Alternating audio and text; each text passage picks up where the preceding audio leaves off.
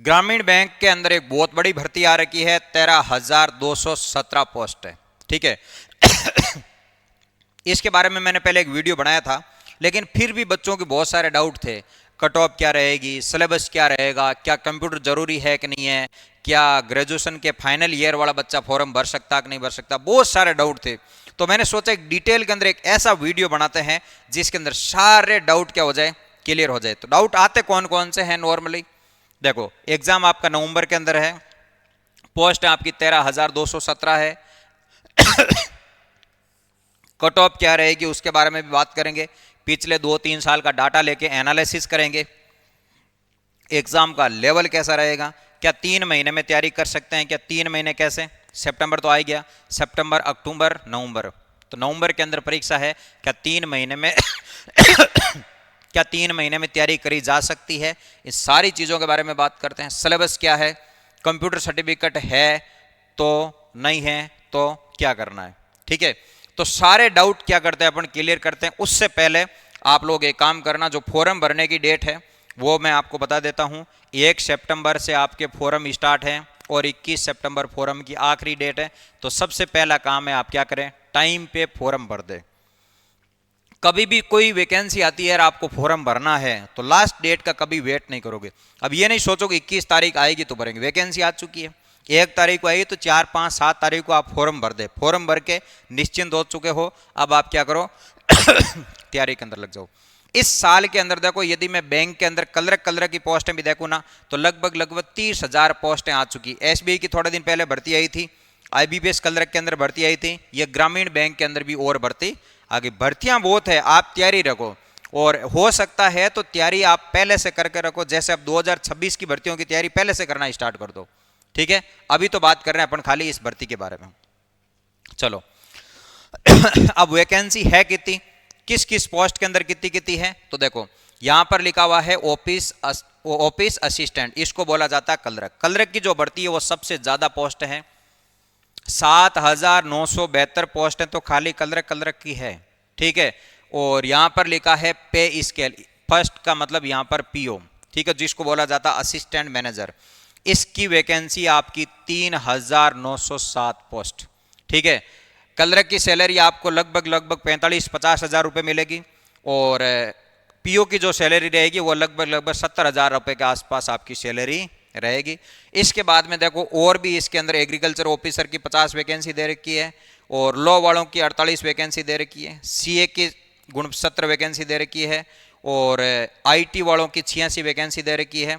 General banking officer की 854 पोस्टें हैं, मार्केटिंग ऑफिसर की 15 पोस्टें हैं और आपको टोटल मिला के और टोटल सारी भर्तियां सारी पोस्टें मिला दें तो जो हो रही है वो हो रही है आपकी 13,217। आपका ध्यान कहाँ होना चाहिए पता है क्यों, इन 2 ही पोस्टों पे। ठीक है इनके अंदर तो क्वालिफिकेशन भी अलग अलग मांग लेंगे। यहाँ सिंपल ग्रेजुएशन चाहिए आपको, सिंपल के अंदर बीए आपने प्राइवेट करी रेगुलर करी तो भी चलेगा, परसेंटेज कम ज़्यादा है तो भी चलेगा। इसके अलावा आपने बीकॉम कर रखी है तो भी चलेगा, बीएससी कर रखी है तो भी चलेगा, मतलब ग्रेजुएशन होनी चाहिए। परसेंटेज कितने भी हो इस बात से बिल्कुल भी फर्क नहीं पड़ता। तो पोस्टें ये है अपने पास में। अब बात करते हैं अपन कि पिछले 4-5 साल के अंदर कितनी कितनी वैकेंसियां यार इस साल कितनी है, क्या वैकेंसी हर साल घट रही है या बढ़ रही है, कैसी।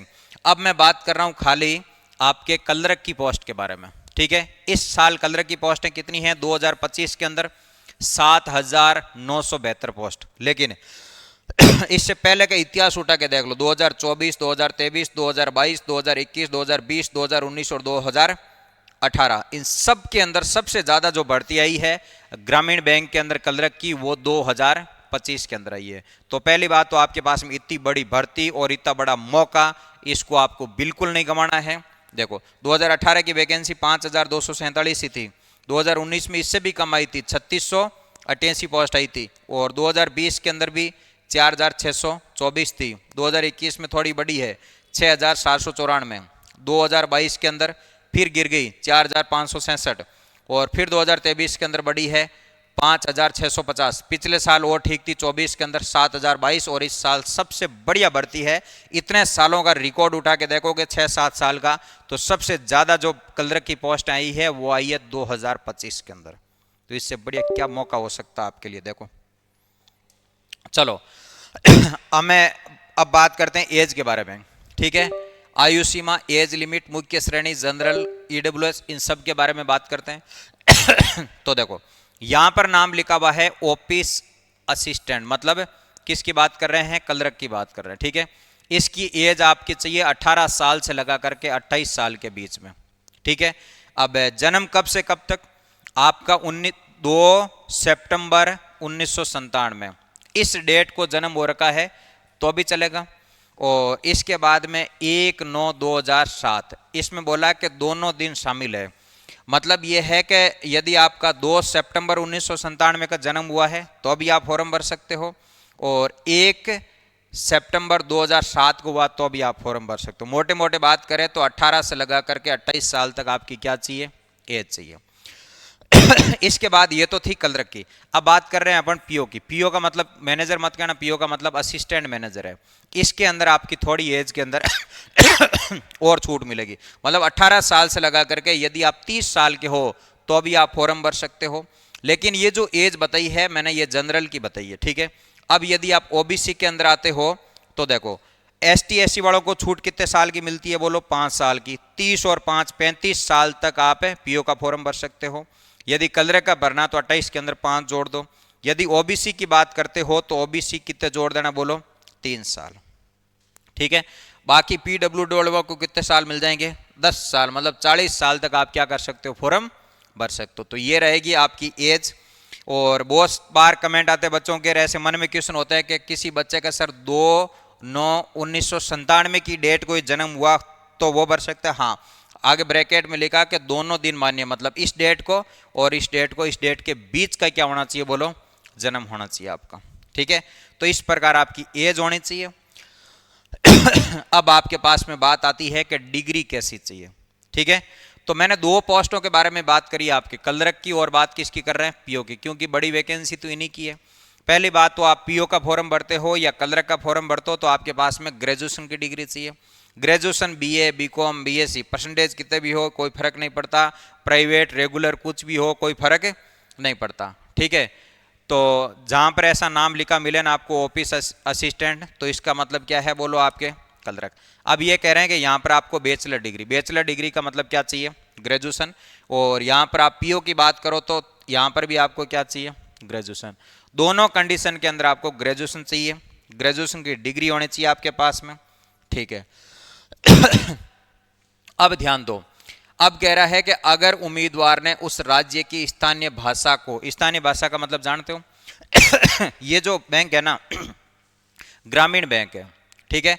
जैसे राजस्थान के आप ग्रामीण बैंक का नाम देखोगे तो आपको ऐसे मिलेगा राजस्थान ग्रामीण बैंक से गांवों के अंदर बैंक मिलेंगे, ठीक है। ग्रामीण बैंक है तो गांव में मिलेंगे, ठीक है। इसके अंदर जो राजस्थान के अंदर जो वैकेंसी है, और यदि कोई यूपी का बंदा राजस्थान वाली पोस्टों के लिए फॉर्म भरता है तो आपको यहाँ पर स्थानीय खुद की लैंग्वेज के बारे में कुछ बोला गया। जैसे राजस्थान की जो लोकल लैंग्वेज है वो हिंदी है, कहीं की कन्नड़ वन्नड़, जैसे गुजरात में जाओगे तो गुजराती, ठीक है। तो आपको बोला कि अगर उम्मीदवार ने उस राज्य की स्थानीय भाषा को कक्षा 8 या उससे ऊपर किसी भी कक्षा में सरकार द्वारा मान्यता प्राप्त बोर्ड या स्कूल से पढ़ा हुआ हो, जैसे मान लो आप हिंदी माध्यम से पढ़ा तो चलेगा, ठीक है। उसके पास ऐसा कोई प्रमाण पत्र होना चाहिए जो स्थानीय भाषा में उसको क्या करें, माना जाए, ठीक है। जैसे आप राजस्थान बोर्ड से हिंदी माध्यम से पढ़े हो तो मान लिया जाएगा, ठीक है। चलो, अब यह कह रहा है कि अगर उम्मीदवार ने स्थानीय भाषा नहीं पढ़ी है, वहां की लोकल लैंग्वेज यदि आपने नहीं पढ़ी है तो क्या होगा, तो डरने की जरूरत नहीं, तो भी आप फॉर्म भर सकते हो। तो चयन होने के 6 महीने का समय दिया जाएगा ताकि वे वहां की भाषा सीख सके। जैसे आपने गुजरात से फॉर्म लगा दिया, ठीक है। अब आपको वहां की गुजराती नहीं आती या कहीं की कन्नड़ नहीं आती या तेलुगु नहीं आती है, तो सरकार तुमको 6 महीने का टाइम देगा। बोलो 6 महीने में आराम से सीखो। अब यह कह रहा है कि जरूरत पड़ने पर आरआरबी मतलब ग्रामीण बैंक बोर्ड इस अवधि को बढ़ा सकता है, लेकिन प्रोबेशन पीरियड से आगे नहीं बढ़ा सकता है। यदि आप 6 महीने में भी नहीं सीखे हो तो सरकार आगे बढ़ा देगी इसको, लेकिन प्रोबेशन पीरियड से ज्यादा नहीं बढ़ाएगी। आसान शब्दों में कहूं तो देखो, अगर आपने कक्षा 8 या उसके ऊपर स्थानीय भाषा पढ़ी है तो कोई दिक्कत नहीं है। अगर नहीं पढ़ी है तो ज्वाइन करने के 6 महीने बाद आपको कर लेना, सीख लेना। तो लोकल लैंग्वेज, इसको किसी प्रकार का डाउट नहीं माने। यदि आपको वहाँ की लोकल लैंग्वेज आती है, जैसे राजस्थान वालों को हिंदी तो सबको ही आती है, ठीक है, बहुत सारे राज्यों के अंदर तो वहाँ की लोकल लैंग्वेज हिंदी मानते हैं, ठीक है। और फिर भी नहीं है तो आप नौकरी लगो, फिर सरकार आपको टाइम खुद देगी, ठीक है। अब देखो आईबीपीएस आरआरबी फॉर्म भरते समय कैंडिडेट को do you have a computer knowledge certificate जैसे ऑप्शन दिखाई देता है। यदि आप फॉर्म भरने जाओगे तो आपको पूछा जाएगा क्या आपको कंप्यूटर का नॉलेज है या नहीं है, तो उस कंडीशन में आप क्या करोगे। ऑफिशियल रूल ये कहता है कि एज पर IBPS RRB notification education qualification में लिखा होता है working knowledge of computer is disable candidate should in have certificate diploma degree computer. और अब आपको ये कह रहा है किसी स्कूल कॉलेज कहीं इंस्टीट्यूट से आपके पास में कंप्यूटर का ऑप्शन, मतलब कंप्यूटर की कोई डिग्री है, या कहीं आपके पास में ऐसी मार्कशीट है 12th की या ग्रेजुएशन की, उसके अंदर मेंशन है कंप्यूटर, तो यहाँ पर क्या कर देना, क्लिक। आगे बात समझ में देखो। या तो आपके पास में कोई कंप्यूटर का डिप्लोमा है, या कभी अपने स्कूल के अंदर जैसे कॉमर्स वाले बच्चे क्या करते हैं कंप्यूटर ले लेते हैं, या आपके कॉलेज के अंदर कंप्यूटर नाम का कोई सब्जेक्ट रहा है तो आप वहां क्लिक कर दो। और यदि नहीं रहा तो अभी आप फॉर्म भर सकते हो। अब क्या कह रहा है, मतलब अगर आपके पास में कंप्यूटर सर्टिफिकेट डिप्लोमा है तो यस चुन सकते हो। अगर आपके पास में स्कूल या कॉलेज के अंदर कंप्यूटर सब्जेक्ट पढ़ा है जैसे 10th 12th graduation IT computer application आदि, तब भी एलिजिबल हो। अगर नहीं पढ़ा है, न कोई सर्टिफिकेट है, तो अभी आप नो कर सो। देखो जब आपके पास में कोई सर्टिफिकेट नहीं है तो आप नो कर दो, है तो यस कर देना, इतनी बात है। चेक कब करेंगे, आपका डॉक्यूमेंट वेरिफिकेशन होगा तब। आगे बात समझ में, चलो। अगर आप नो चुनते हो तो क्या होगा, क्या फॉर्म भर सकते हो, यस भर सकते हो। दिक्कत कहां आएगी, ध्यान दो, फॉर्म भरने से रिजेक्ट नहीं होगा, मतलब नो करने से फॉर्म आपका कोई रिजेक्ट नहीं होगा, आपका एग्जाम होगा, नौकरी लगोगे, सब कुछ होगा, क्योंकि ये मैंडेटरी क्वालिफिकेशन नहीं है, मतलब जरूरी नहीं, कंपलसरी नहीं है, मतलब होना चाहिए, ठीक है। और पर आपको बोला है पर डिसेबल क्वालिफिकेशन है, मतलब है तो ठीक है, यानी प्रेफरेंस या कैंडिडेट को मिल सकती है जिसके पास कंप्यूटर नॉलेज का प्रूफ है। यदि ऐसा हो गया आपके पास में लास्ट में सिलेक्शन के टाइम 2 बच्चे ऐसे हैं जिनके सेम नंबर, सब कुछ सेम, राज्य सेम, सब कुछ सेम, उस कंडीशन के अंदर एक के पास कंप्यूटर का डिप्लोमा है, एक के पास नहीं है, तो प्रेफरेंस ज्यादा उसको दी जाएगी, ठीक है। ऐसी कंडीशन के अंदर काम आएगा, बाकी कहीं काम नहीं आएगा। इंटरव्यू डॉक्यूमेंट वेरिफिकेशन के समय अगर आपके पास में कोई भी एविडेंस जैसे मार्कशीट में लिखा हो कंप्यूटर सब्जेक्ट या छोटा सा सर्टिफिकेट कोई कोर्स नहीं हो तो आपके सिलेक्शन चांस पर थोड़ा असर पड़ सकता है। यह भी कब, जरूरत पड़ने पर। बाकी नॉर्मल कंडीशन के अंदर यदि मान लो आपके अच्छे नंबर है तो कोई दिक्कत नहीं है, बिना कंप्यूटर के आप क्या कर सकते हो, नॉलेज मतलब लग सकते हो। और हो सकता है यदि आप बैंकिंग सेक्टर के अंदर जाते हो तो आपके पास में यदि कोई कंप्यूटर का सर्टिफिकेट डिप्लोमा नहीं है तो आप कहीं बहुत सारे मार्केट के अंदर कराते हैं, उनसे जाके कर सकते हो, ठीक है। और नहीं है तो अडेक वाली बात नहीं है। अब सबसे बड़ा मुद्दा है कि इस एग्जाम का पैटर्न क्या रहेगा। प्री जो एग्जाम होगा आपका, चाहे पीओ का हो चाहे कलरक का हो, उनका पैटर्न सेम है, ठीक है। देखो प्री का जो पैटर्न रहता है वो पीओ का और कलरक का दोनों का मैं एक साथ बता रहा हूं, दोनों का ही एक जैसा है। रीजनिंग सब्जेक्ट आएगा आपके 40 क्वेश्चन 40 नंबर 25 मिनट का टाइम, कट ऑफ जाएगी पर सेक्शन, रीजनिंग की अलग से कट ऑफ जाएगी, उसको क्लियर करना पड़ेगा। फिर मैथ, प्री में आपको 2 ही सब्जेक्ट पढ़ना, आसान, रीजनिंग और मैथ्स। मैथ्स के कितने क्वेश्चन है, 40 क्वेश्चन 40 नंबर, मैथ में टाइम थोड़ा 5 मिनट कम मिलेगा, 20 मिनट, 80 नंबर में से आपकी कट ऑफ जाएगी। ये है आपका एग्जाम प्री का। किसका, चाहे कलरक का दो चाहे पीओ का दो। आगे बात करते हैं मेंस, किसका, दोनों का, ठीक है, चाहे पीओ का हो चाहे कलरक हो। अब आपके ऊपर सर फिर फर्क ही नहीं है कलरक के लिए इंटरव्यू नहीं होगा, पीओ के लिए इंटरव्यू होगा, ठीक है, और पीओ की वैकेंसी कम है। तो ये है आपके पास में मेंस का एग्जाम। फिर से पहले आता रीजनिंग। बैंक के अंदर आपको पता रीजनिंग एक बहुत बड़ा ऑप्शन है आपके पास में, ठीक है। 40 क्वेश्चन आएंगे 50 नंबर के, अलग से 30 मिनट का टाइम दिया जाएगा। अब आपको यहाँ बैंक के अंदर आपको पता पर सेक्शन क्लियर करना होता है और उसके बाद में सबकी मिला के अलग से एक कट ऑफ आती है। ठीक है, चलो उसके बाद में कंप्यूटर नॉलेज की बात करें तो 40 क्वेश्चन आएंगे और 20 नंबर के होंगे जो कि 15 मिनट के अंदर आपको क्या करना है, कवर करना। जनरल अवेयरनेस जीके यहाँ पर खाली मेंस में आती, प्री के अंदर नहीं आती। 40 क्वेश्चन 40 नंबर 15 मिनट का टाइम। अब इंग्लिश या हिंदी, ये जो लिखा है हिंदी और इंग्लिश, यहां पर बात करें तो आपको यदि हिंदी आती है तो आप हिंदी ले लेना, फिर आपको हिंदी का पेपर मिलेगा। इंग्लिश आती तो इंग्लिश का, इन दोनों में से एक आप चूज कर सकते हो, हिंदी या इंग्लिश। अब जैसे कोई हिंदी माध्यम का है तो आप इंग्लिश को छोड़ दो, इंग्लिश की कोई जरूरत नहीं। फिर हिंदी के 40 क्वेश्चन 40 नंबर 30 मिनट का टाइम मिलेगा। नंबर एबिलिटी जहां लिखा हुआ मिलता है इसका मतलब होता है मैथ, 40 क्वेश्चन 50 नंबर 30 मिनट का टाइम। अब टोटल आपके पास में हो गए 200 क्वेश्चन और 200 नंबर। ठीक है तो ये है आपके पास में मेंस। पर ये ध्यान रखना मेंस की जो कट ऑफ निकल के आती है ना ये आपका मेंस दोनों का क्या है बोलो, सेम है, इस बात में कोई फर्क है नहीं है। ठीक है, चलो आगे चलते हैं। इस पेज में इतना ही समझा रखा कि यदि आपने क्वेश्चन गलत करा तो हम आपकी माइनस मार्किंग करेंगे, जो कि हर एग्जाम के अंदर होता है। इसमें इतना ही समझो आप, माइनस मार्किंग की तहत आपको 0.25 मतलब या फिर कह सकते हो 1/4 नंबर काट लिया जाएगा। ठीक है, यह बात आपको पता होगी या नहीं होगी तो आप सीख लो। ठीक है, अब ये कह रहा है कि IBPS RRB प्री की बात करें पीओ और क्लर्क दोनों की, तो 2 सेक्शन होता है, रीजनिंग का और मैथ का। अभी मैंने बताया कि चाहे पीओ का दो चाहे क्लर्क का दो, पहला जो सेक्शन है मतलब प्री का, उसमें 2 सेक्शन है, रीजनिंग और मैथ्स। ठीक है, दोनों सेक्शन के लिए अलग अलग कट ऑफ होगी, रीजनिंग की अलग होगी, मैथ की अलग होगी, फिर दोनों को मिला के एक अलग कट ऑफ आएगी और साथ ही ओवरऑल कट ऑफ भी होगी। ठीक है मतलब आपको हर सेक्शन के अंदर मिनिमम आपको नंबर लेके आना है, फिर ओवरऑल आपको कट ऑफ क्या करनी है, क्लियर करनी है। ठीक है, अब IBPS RRB मेंस की बात करें तो ध्यान दो, मल्टीपल सेक्शन होते हैं मेंस के अंदर, रीजनिंग भी आएगी, क्वांट भी आएगी, जनरल अवेयरनेस भी आएगी, हिंदी इंग्लिश भी आएगी, कंप्यूटर भी आएगी। हर सेक्शन के लिए अलग से कट ऑफ होगी, हर सब्जेक्ट को अलग से कट ऑफ निकलेगी, वो क्लियर करनी है, साथ ही ओवरऑल कट ऑफ आपके पास में अलग आएगी। यानी IBPS RRB सिलेक्शन के लिए कैंडिडेट को हर सब्जेक्ट के अंदर सिलेक्शन की कट ऑफ क्लियर करनी होगी। समझ गए? जैसे ऐसे समझो आप आपने प्री का एग्जाम दिया, रीजनिंग 40 नंबर की है, ठीक है, मैथ भी कितने नंबर की है, 40। इन्होंने मान लीजिए निकाल दी कि रीजनिंग के अंदर 20 नंबर तो आना ही चाहिए और मैथ के अंदर भी 20 नंबर आना चाहिए। 20 और 20 कितने हो गए, 40। लेकिन फिर आपकी जो कट ऑफ गई ओवरऑल वो 50 चली गई, तो आप नहीं लग सकते हो। ठीक है, तो आपके पास में कट ऑफ तो क्लियर होनी चाहिए लेकिन ओवरऑल नंबर भी अच्छे होने चाहिए।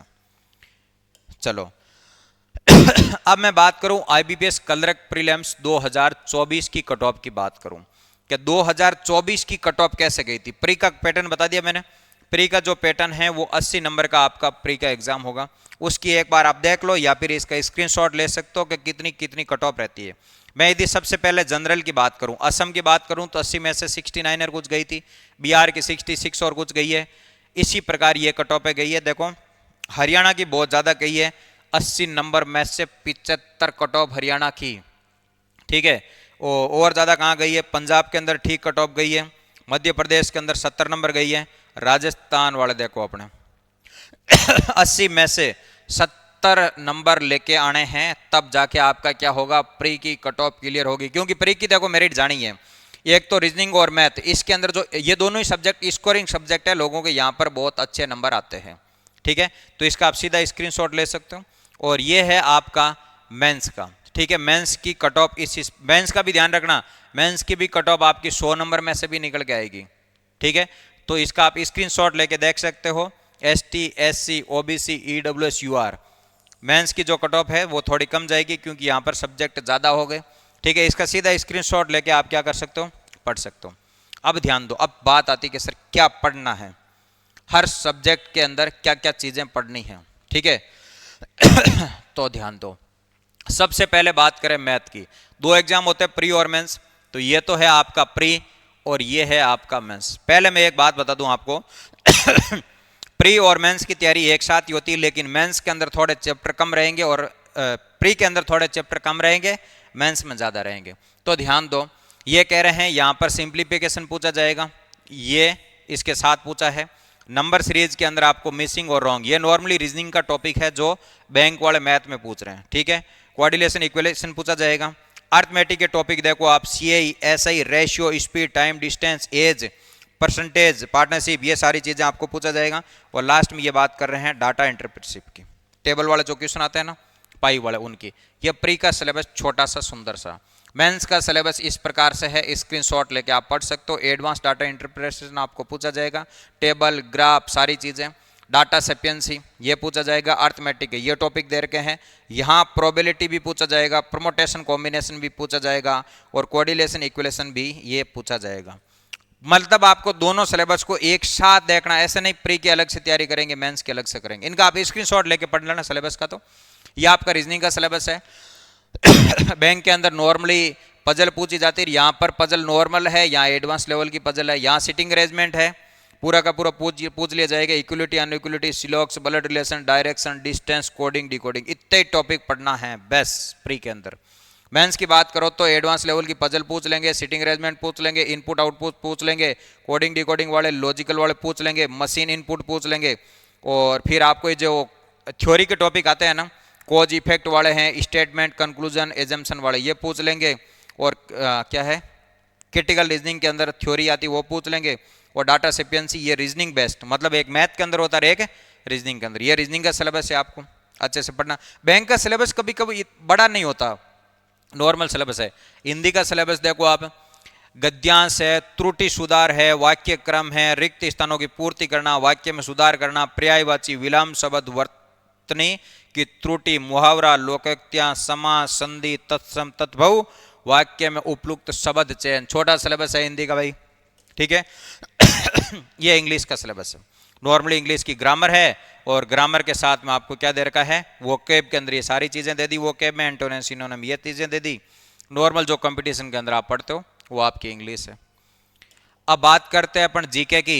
जीके के अंदर एक तो इन्होंने बोला कि 6 से 8 महीने का करंट अफेयर पढ़ोगे। करंट अफेयर भी कौन सा, बैंकिंग है, इकोनॉमिक्स है, अवार्ड है, स्पोर्ट है, सबमिट है, नेशनल, ये चीजें आपको पूछी जाएगी। बैंकिंग अवेयरनेस के अंदर ये चीजें पढ़नी है आपको। और उसके बाद में ये जीके का कुछ पोर्शन आपको दे रखा है, ये आपको जीके पढ़ना। लेकिन जीके केवल मेंस में आता, प्री में जीके नहीं आता मेरे बाबू। हाँ, ये क्या है आपके पास में, कंप्यूटर, केवल मेंस के अंदर, ठीक है, दोनों के अंदर ये कंप्यूटर का सिलेबस है। बेसिक कंप्यूटर आपको पूछा जाएगा, हिस्ट्री, जनरेशन, ये ठीक है, हार्डवेयर, सॉफ्टवेयर, एमएस ऑफिस, इन सारी चीजों के बारे में, ठीक है।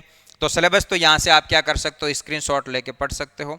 अब मेरे हिसाब से आपके मन में जितने भी ग्रामीण बैंक को लेके जो डाउट थे, वो सारे डाउट क्लियर हो गए होंगे, कुछ भी नहीं बचा होगा, ठीक बात है। तो अब टाइम पे आप फॉर्म भरो, तैयारी करो, बहुत ही अच्छी वैकेंसी है बच्चों।